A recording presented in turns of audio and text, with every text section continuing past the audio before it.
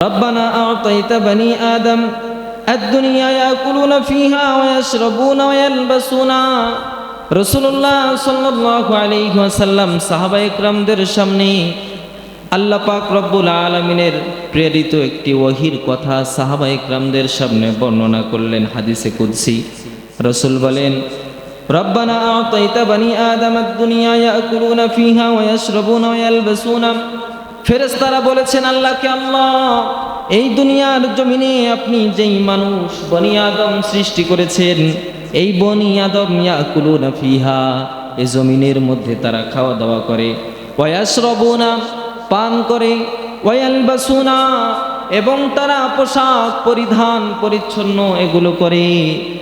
ফেরেশতারা আল্লাহ তাআলাকে ডাক দিয়ে বলেছেন, ওয়া নাহনু নুসাব্বিহু বিহামদিকা, আমরাই তো আপনার প্রশংসা আপনার পবিত্রতা বর্ণনা করার জন্য আমরাই তো রয়েছি, বিহামদিকা আপনার প্রশংসা করার জন্য।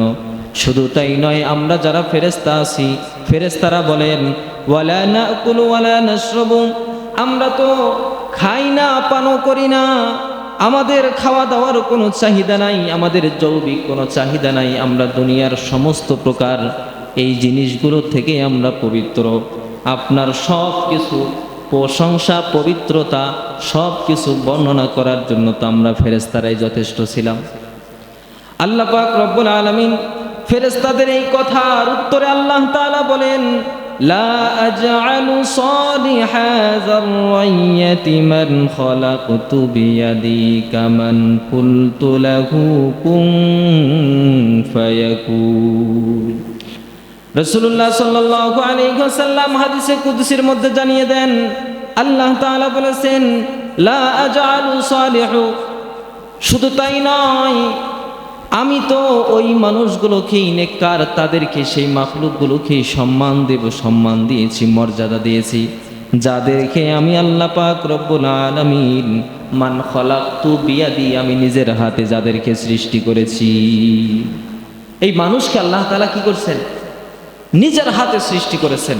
ফেরেশতারা বলল, আমরাই তো আপনার প্রশংসা করার জন্য, আপনার তাসবিহ পবিত্রতা বর্ণনা করার জন্য আমরাই যথেষ্ট ছিলাম। মানুষের কি দরকার? এরা তো দুনিয়াতে মায়ের ফিতনা ফাসাদ, মানুষের রক্ত খুনাখুনি এগুলো করে, তাদের দিয়ে তো অনেক সমস্যা। আল্লাহ বলছে না, লা আজআলু, এমনি এই মানুষকে আমি সৃষ্টি করি নাই। তাদের সম্মান দেওয়ার বড় কারণ কি জানো? সালিহুন, তাদের সম্মান দেওয়ার বড় কারণ হলো মান খালাকতু বিয়াদি, আমি তাদেরকে নিজের হাতে সৃষ্টি করেছি, কামান কুনতু লাহু কুন ফায়াকুন, আর তোমরা যারা ফেরেশতারা আছো, আমি তোমাদের ব্যাপারে কুন বলেছি আর তোমরা ফায়াকুন হয়ে গেছো। কই তোমাদের ব্যাপারে যারা ফেরেশতা আছো, আমি তো বলেছি ফেরেশতা হও, তোমরা হয়ে গেছো, তোমাদেরকে হাত দিয়ে আমাকে বানাইতে হয় নাই, আর এই মানুষগুলোকে আমি নিজের কুদরতি হাতে সৃষ্টি করেছি। সুবহানাল্লাহ। এই জন্য এই মানুষকে আল্লাহ তাআলা শ্রেষ্ঠত্ব দান করছেন, এই মানুষকে রব্বে কারীম মর্যাদা দিয়েছেন। আজকে আমরা মানুষ হয়ে শ্রেষ্ঠত্ব দান, আমরা আল্লাহ তাআলার পক্ষ থেকে শ্রেষ্ঠত্ব পেয়েছি ঠিক, কিন্তু আমাদের শ্রেষ্ঠত্ব আমরা ধরে রাখতে পারি না, পারছি? আজকে মানুষের মধ্যে খুনাখুনি, হানাহানি, একজন অপরজনকে লুট করা, ক্ষমতা লুট, আত্মসম্মান লুট করেছেন। এই শরীরটাকে কিয়ামতের ময়দানে আপনার আত্মাটাকে জাহান্নামের দিকে টেনে আপনি নিয়েছেন, কেউ নেয় না, কেউ নেয়। এই জন্য আসুন, এই জুলুম অত্যাচার থেকে বাঁচতে হবে। আগে নিজেকে নিজের জুলুম থেকে বাঁচান, নিজেকে নিজের জুলুম থেকে বাঁচান। আপনি যে নিজের প্রতি যে জুলুম করতেছেন, এটার থেকে বাঁচান। রাসূলুল্লাহ সাল্লাল্লাহু আলাইহি ওয়াসাল্লাম বললেন, আল্লাহ তাআলা এরকম কথা বলেছেন, আল্লাহ বলেছেন আমি নিজের প্রতি জুলুম হারাম করেছি, অতঃপর তোমাদের জন্য এই জুলুমকে আমি হারাম করে দিলাম। এই জুলুম থেকে তোমরা বেঁচে থাকো, কারণ অন্যায় অত্যাচার জুলুম কিয়ামতের ময়দানে প্রত্যেকটা জিনিসের কাছে বাধা হয়ে দাঁড়াবে। হাউজে কাউসারে যাবেন, সেখানেও বাধা হয়ে দাঁড়াবে। ফুলসিরাতে যাবে, সেখানেও বাধা হয়ে দাঁড়াবে। কবরে যাবে, প্রথম ঘাঁটি, পরকালের প্রথম ঘাঁটি হলো কি? কবর। এই কবরে গিয়েও এই জুলুম তার জন্য বাধা হয়ে দাঁড়াবে, তার জন্য কি হয়ে দাঁড়াবে? বাধা হয়ে দাঁড়াবে। আসুন সেই জুলুম থেকে আমরা নিজেকে রক্ষা করি, পারবো তো ইনশাআল্লাহ। আল্লাহ পাক রব্বুল আলামিন বলেন, এই জুলুমের মধ্যে আর একটা বড় জুলুম হলো তোমরা যেই মানুষকে অন্যায়ভাবে হত্যা করো, এই পৃথিবীর জমিনে মানুষ অন্যায়ভাবে হত্যাকাণ্ডে জড়িত হয় কি না? জড়িত হয় না? এই হত্যাকাণ্ডের কিছু কারণ হতে পারে। এক নম্বর, আমার নিজের স্বার্থ অন্যের কাছে হাসিল করার জন্য তাকে মেরে ফেলে হলেও আমি আমার স্বার্থ কি করব? হাসিল করব। এই নিজের স্বার্থকে হাসিল করার জন্য আল্লাহর বিধানকে লঙ্ঘন করে পৃথিবীতে প্রথম যিনি হত্যাকাণ্ড ঘটিয়েছিলেন সে হলেন হযরতে আদম আলাইহিস সালাতু ওয়াস সালামের সন্তান। হযরতে আদম আলাইহিস সালাতু ওয়াস সালামের সন্তান, তার নাম হলো কি? হাবিল। সে হাবিল এই পৃথিবীর জমিনে সর্বপ্রথম হত্যাকাণ্ড ঘটিয়েছিলেন।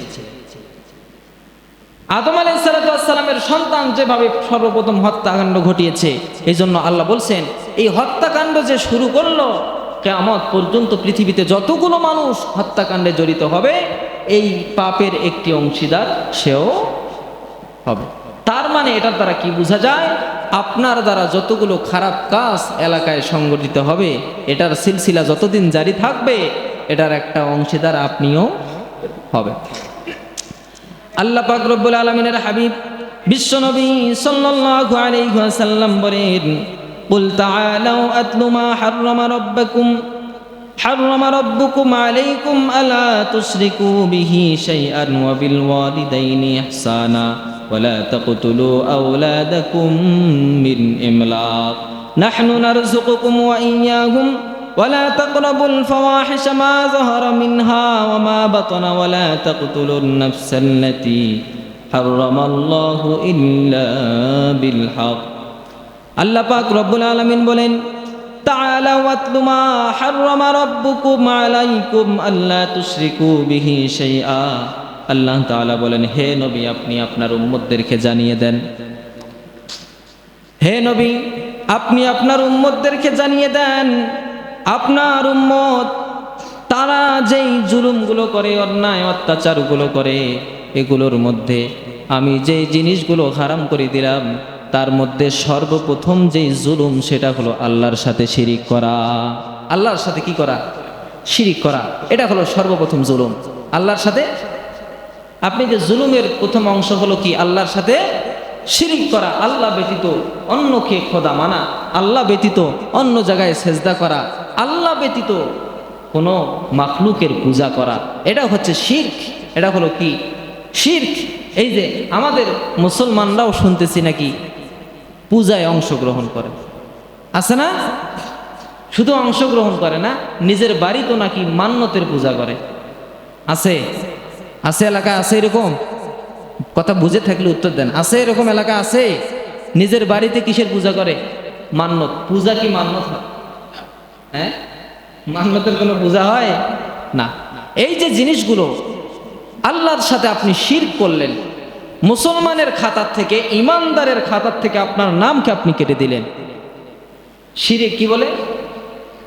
এই যে পূজার মান্যত করা, ওরসের মান্যত করা, ওরসেরও মান্যত করা, বাবার নামে মানুষের মৃত্যু, এগুলো মান্যত, এগুলো হচ্ছে শিরকের একটা অংশ। এই জিনিসগুলোর থেকে বেঁচে থাকতে হবে। এগুলো করলে আপনি শিরিক করলেন, জুলুম করলেন। এর পরবর্তী শিরিক হলো অবিল ওয়ালিদাইনি ইহসানা, পিতা মাতার সাথে অবাধ্য আচরণ, এটাও এক প্রকারের শিরক। পিতা মাতার সাথে কি আচরণ? অসৎ আচরণ। পিতা মাতার অবাধ্য সন্তান যারা, এরাও এক প্রকারের শিরক, যারা পিতা মাতার সাথে অসৎ আচরণ করে। এই পিতা মাতার সাথে সৎ আচরণ, এগুলো অনেকগুলো লুটালুটি চলতেছে কিনা? তাহলে মানুষের এই খুসুসিয়ত, এই বিশেষত্বগুলো কি আমরা মানুষ হিসাবে আমাদের মধ্যে থাকার দরকার ছিল? না। আমাদেরকে আল্লাহ তাআলা সব মাখলুক থেকে সম্মানিত করলেন, সব মাখলুক থেকে আল্লাহ পাক রব্বুল আলামিন আমাদেরকে মর্যাদা দিয়েছেন, অথচ সেই মর্যাদাটুকু আমরা রাখতে পারি না। আল্লাহর হাবিব বিশ্বনবী সাল্লাল্লাহু আলাইহি ওয়াসাল্লাম বলেন, এই শ্রেষ্ঠতম মাখলুককে, এই মানুষগুলোর প্রতি যদি কোনো মানুষ জুলুম করে, আল্লাহ পাক রব্বুল আলামিন কিয়ামতের ময়দানে সর্বপ্রথম এই জালেমের বিচার করবে। সর্বপ্রথম কার বিচার করবে? এই জালেমের বিচার করবে, যে মানুষকে আল্লাহ তাআলা এত কষ্ট করে, আল্লাহ পাক রব্বুল আলামিন এত সুন্দর করে নিজের হাতে তৈরি করেছেন, মায়া করে, মহাব্বত করে। এই মানুষের প্রতি যারা অন্যায়, অবিচার, জুলুম করবে, এই জালেমের বিচার কিয়ামতে সর্বপ্রথম কে করবেন? আল্লাহ। এই জন্য জুলুম, অন্যায়, অত্যাচার এগুলোর থেকে আমাদেরকে বেঁচে থাকার দরকার আছে না নাই? আছে। জুলুম কোন জিনিস? জুলুম মূলত কি? জুলুম হলো ওই জিনিসের নাম যেই জিনিসটা যেখানকার জন্য প্রযোজ্য সেই জিনিসটা সেখানে ব্যবহার না করে অন্য জায়গায় ব্যবহার করা, এটার নামেই জুলুম। এটার নামেই কি? জুলুম। ওয়াজউস শাইই ফি গায়রি মুহাল্লিহি, যেই জিনিসকে যার জন্য বানানো হয়েছে সেখানে সেই জিনিসকেই রাখতে হবে, অন্য জায়গায় রাখা এটা হলো তার জন্য জুলুম। এটা হলো তার জন্য কি? জুলুম। কেউ যদি মানুষের উপর জুলুমের অন্যায় অত্যাচারের প্রভাব ছাড়িয়ে দেয় তাহলে কিয়ামতের ময়দানে এর কি রকম শাস্তি হতে পারে? আল্লাহ তাআলা বলেন, وَتَرَى الظَّالِمِينَ لَمَّا رَأَوُا الْعَذَابَ يَقُولُونَ هَلْ إِلَى مَرَدِّهِ مِنْ سَبِيلٍ। আল্লাহ পাক রব্বুল আলামিন বলেন, জালেমরা যখন কিয়ামতের ময়দানে যখন তাদের শাস্তিগুলো তারা চোখের সামনে যখন দৃশ্যমানভাবে দেখতে পারবে, তারা যখন দেখতে পারবে কিয়ামতের ময়দানে জালেমকে আল্লাহ পাক রব্বুল আলামিন কিভাবে শাস্তি দিচ্ছেন, এই জিনিসটা যখন জালেমরা দেখতে পারবে, ওয়াতারায যালিমিন লাম্মা রাআউল আযাব, শাস্তিগুলো যখন জালেমগুলো দেখতে পারবে, ইয়াকুলুনা, তারা বলা শুরু করবে, হাল ইলা মারাদ্দিহি মিন সাবিল, যদি আর কোনো রাস্তা আছে নাকি আমাদেরকে আবার পুনরায় দুনিয়াতে দেওয়ার জন্য। কি বলবে? আর কোনো রাস্তা আছে? আমরা আবার কোথায় যাইতে চাই? পৃথিবীতে যাইতে চাই, কারণ আমাদের ভুলগুলো আমরা সংশোধন করতে চাই। সেখানে কি এইরকম দ্বিতীয় সুযোগ আর পাওয়া যাবে? যাবে? যাবে না। আল্লাহ বলে তাদেরকে এমন কঠিন শাস্তি দেওয়া হবে, তারা শাস্তির কাছে যাওয়ার আগেই শাস্তি দেখার সঙ্গে সঙ্গে এরকম কথা বলা শুরু করে দেবে, ইয়াকুলুনা হাল ইলা মারাদ্দিহি মিন সাবিল, এখান থেকে বের হওয়ার রাস্তা কোথায়? আমাকে একটু দেখাও, আমাকে একটু দেখাও। অপরাধী যখন অপরাধ করে পালায়, পুলিশ যখন তাকে ধাওয়া করে, এরপরে কোনোভাবেই যদি পুলিশের সামনে পড়ে, সাথে সাথে কি স্যালেন্ডার করে নাকি ওই সামন থেকেও পালানোর চেষ্টা করে না? পুলিশ সামনে হ্যান্ডকাপ নিয়ে বসে আছে, দাঁড়িয়ে আছে, তার সাথে বডিগার্ডও রয়েছেন, কনস্টেবলও আছে, অফিসার আছে, এরপরও সেখান থেকে পালানোর চেষ্টা করে কি না?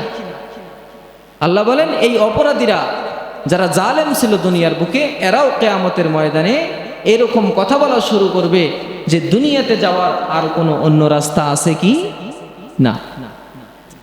আল্লাহ পাক রব্বুল আলামিন বলেন, وَتَرَاهُمْ يُعْرَضُونَ عَلَيْهَا خَاشِعِينَ مِنَ الظُّلِّ يَنظُرُونَ مِنْ طَرْفٍ خَفِيٍّ। আল্লাহ পাক রব্বুল আলামিন বলেন তারা বলা শুরু করবে, তারা যখন জাহান্নামের এই সমস্ত আযাবগুলো যখন তাদের চোখের সামনে দৃশ্যমান হয়ে যাবে, তারা বলবে আমাদেরকে আবার দুনিয়াতে পাঠিয়ে দেওয়া হোক, দুনিয়ার জমিনে যেই সমস্ত আমরা ভুল করেছি, মানুষকে লাঞ্ছনা দিয়েছি, কষ্ট দিয়েছি, এই জিনিসগুলোর থেকে আমরা আবার পুনরাবৃত্তি তওবা করে আমরা খাঁটি বান্দা হতে চাই। সেখানে যায় আফসোস করবে, সেখানে আফসোস করে আচ্ছা বলেন তো কোনো কাজ হবে? এই দুনিয়াতে কোরআন ও হাদিস থেকে মানুষকে বারবার বোঝানো হচ্ছে কিনা? হইতেছে না? কতবার বোঝানো হচ্ছে, অত্যাচার করিয়েন না, মানুষের উপর জুলুম করিয়েন না, নির্যাতন করিয়েন না, এটার ভয়াবহতা পরকালে আছে। এরা কিন্তু দুনিয়াতে কথাগুলো শোনে না, এত বলা হয় তারপরও শোনে না। পরকালে তখন বলবে অন্য কোনো রাস্তা আছে নাকি একটু দেখান, কোনো কাজ হবে?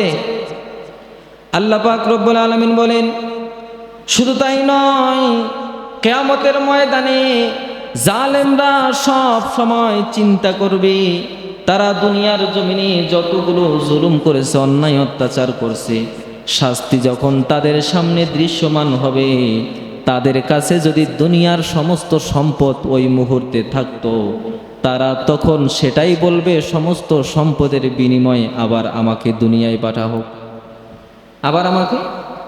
তার কাছে যদি সবগুলো সম্পদ থাকতো, কিয়ামতের ময়দানে আল্লাহ বলেন তাকে যদি সমস্ত সম্পদের মালিক বানিয়েও যদি কিয়ামতের ময়দানে দাঁড়া করা হয়, সে তখন সেটাই বলবে, আমি সব সম্পদের, পৃথিবীর সকল সম্পদের বিনিময় হলেও আমাকে আবার পৃথিবীতে কি করেন, পাঠিয়ে দেন, আমি আমার ভুলগুলো শুধরাই নিয়ে আসতে চাই। আল্লাহ তাআলা বলেন, ওয়ালাউ আন্না লিকুল্লি নাফসি যালামাত মা ফিল আরদি লাআফতাদাত বিহি। আল্লাহ পাক রব্বুল আলামিন বলেন, প্রত্যেকটা পাপী, প্রত্যেকটা গুনাহকারী ব্যক্তি, তাদের কাছে যদি পৃথিবীর সকল কিছুর মালিক যদি তাকে বানিয়ে দেওয়া হয়, কিয়ামতের ময়দানে সেই জাহান্নাম দেখার পর জাহান্নাম থেকে মুক্তি পাওয়ার জন্য সে পৃথিবীর সমস্ত সম্পদ ব্যয় করতে রাজি হয়ে যাবে। কিন্তু রাজি হয়ে তো আর লাভ নাই, সেখানে সম্পদ কাজেও আসবে না, আর পৃথিবীতে আসাও সম্ভব হবে। এই জন্য বাবা, আসে সময় থাকতে আমরা নিজেকে শুধরিয়ে নেই। জুলুম, জালেম, জুলুম কি জিনিস? শুধু অন্যের মাল মেরে খাইলেন এটাই জুলুম? জুলুম অনেক জিনিস। এই জন্যই প্রথম ব্যাখ্যাটা বললাম, ফি গাইরি মহল্লিহি, যেই জিনিসকে যেই জিনিসের জন্য বানানো হয়েছে সেই জিনিসটা সেখানেই রাখতে হবে। অন্য জায়গায় রাখার নামই হচ্ছে কি? জুলুম। অন্য জায়গায় রাখার নামই হলো জুলুম। আল্লাহ সৃষ্টি করছে আপনাকে, আল্লাহকে খোদা না মেনে আর একজনকে খোদা মানা, এটা আল্লাহর প্রতি জুলুম করা। আল্লাহ আপনাকে, এরপরে আপনি আল্লাহ মানছেন ঠিক, আল্লাহ আপনার প্রতি যে আদেশ দিয়েছেন, হুকুম দিয়েছেন, এই আল্লাহর হুকুমগুলোকে সঠিক সময় না মেনে নিজের মন মতো চলা, হুকুমকে উপেক্ষা করা, এটাও হলো জুলুম। এটাও হলো কি? জুলুম। আপনি মনে করেন না নামাজ না পড়ে সপ্তাহে একদিন নামাজ করব, কান্নাকাটি করব, আল্লাহর কাছে দোয়া করব, আল্লাহ বড় রহম দিলওয়ালা, মাফ করবেন। ঠিক আছে, আপনার চিন্তা ঠিক আছে, কিন্তু আপনি জালেম হয়েই কবরে যাবেন।